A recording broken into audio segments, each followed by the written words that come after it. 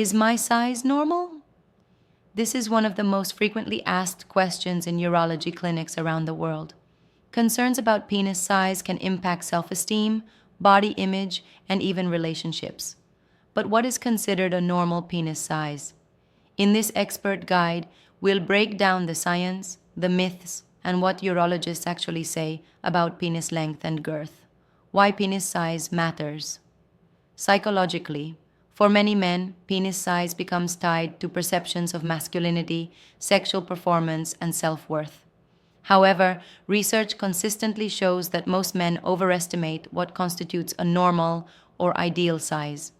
Media portrayals, adult films, and social expectations distort reality, leaving men with unnecessary anxiety. In reality, size rarely correlates with satisfaction for either partner. What do studies say about average penis size?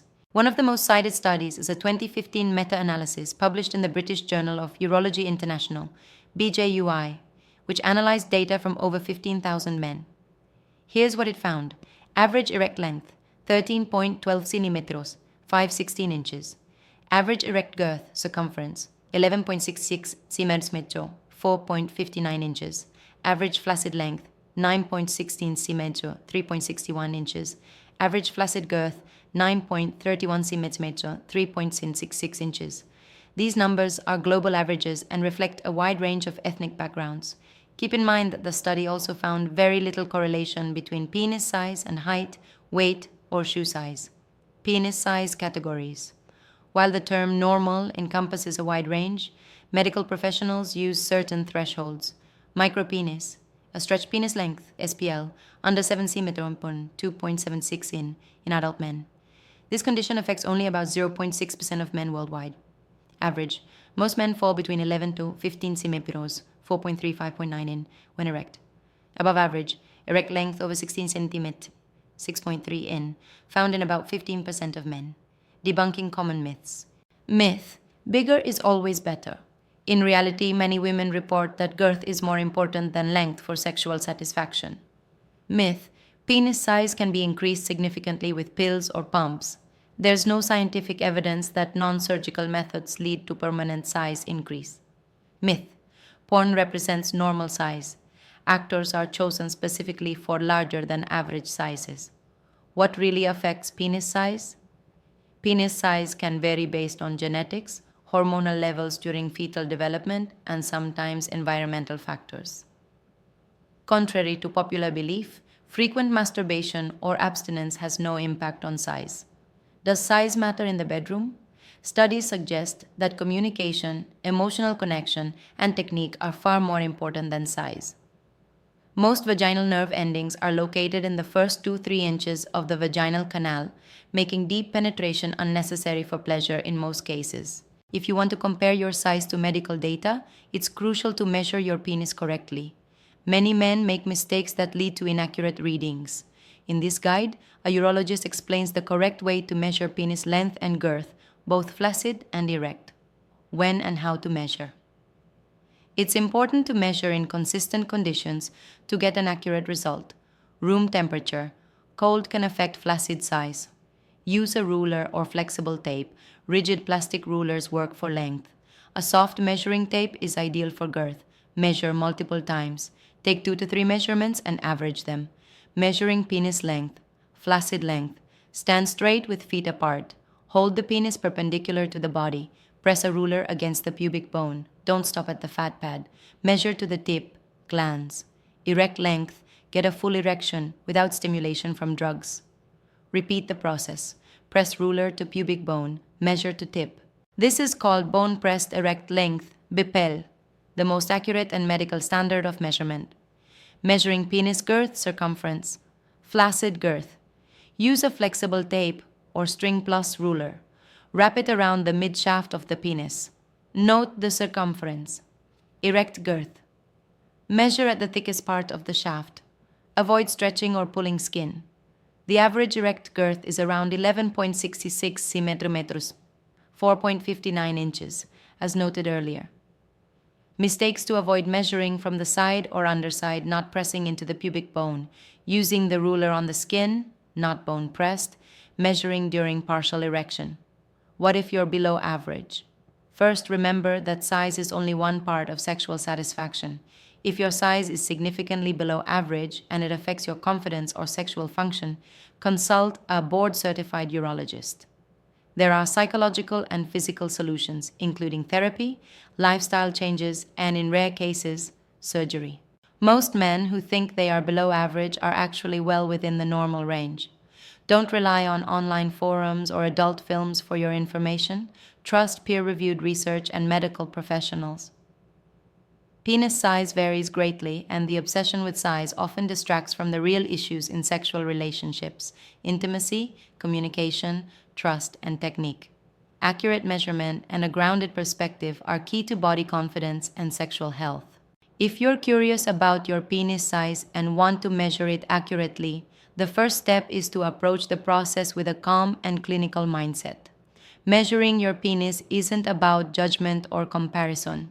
It's simply a way to understand your body better and potentially spot any medical concerns that might need a urologist's attention. To begin with, let's talk about the correct way to measure penis length. Always measure when you have a full erection, not during a partial one. The standard method used in medical studies is called the bone-pressed erect length. Here's how to do it. Take a rigid ruler or a flexible measuring tape. Press it gently into the pubic bone at the base of the penis, pressing through any fat pad to get the most accurate reading. Then extend it all the way to the tip of the glans.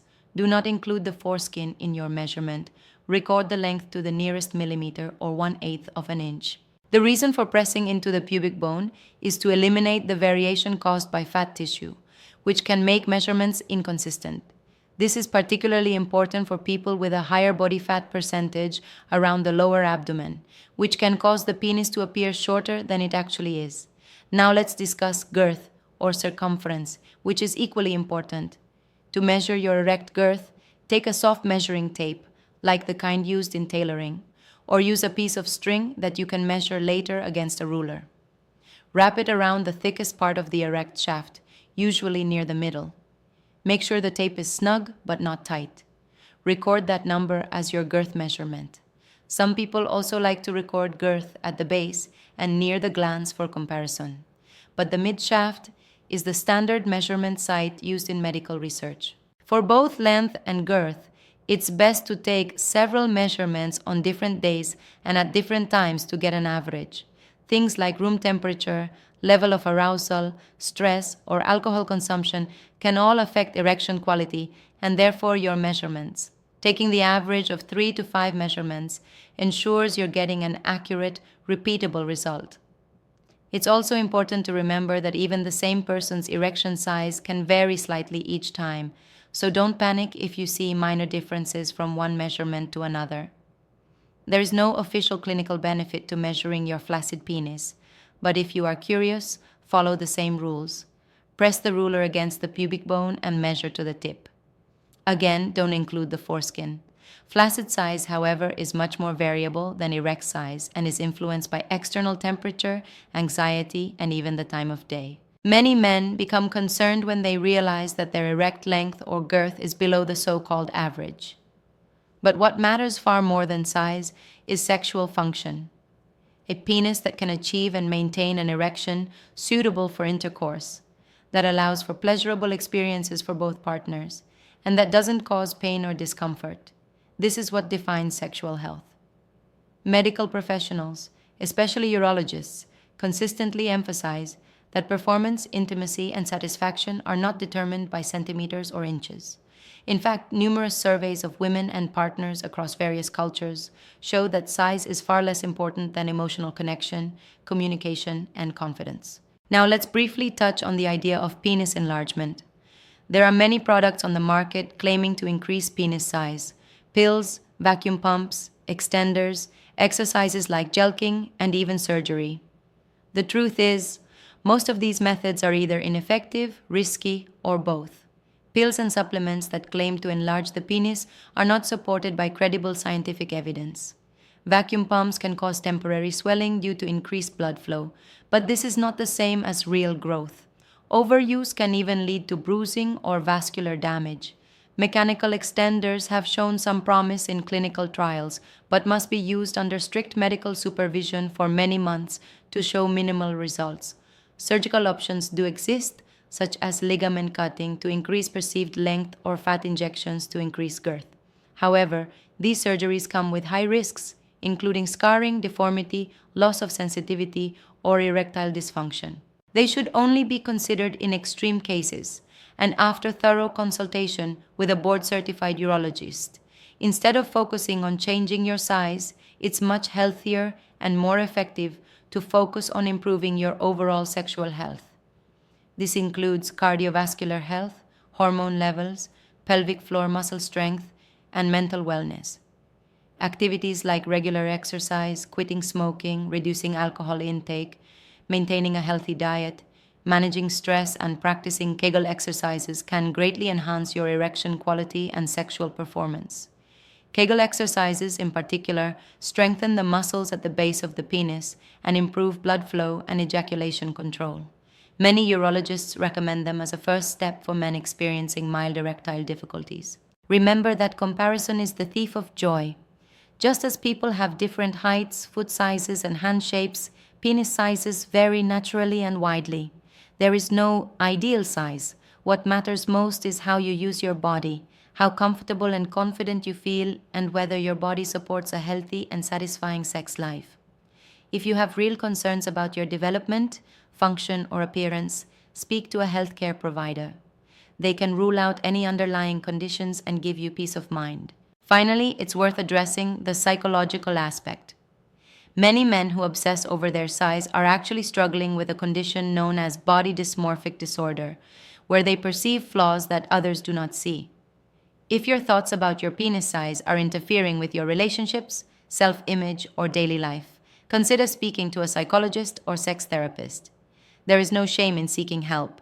Confidence, clarity, and communication are much more powerful tools in the bedroom than any number on a ruler.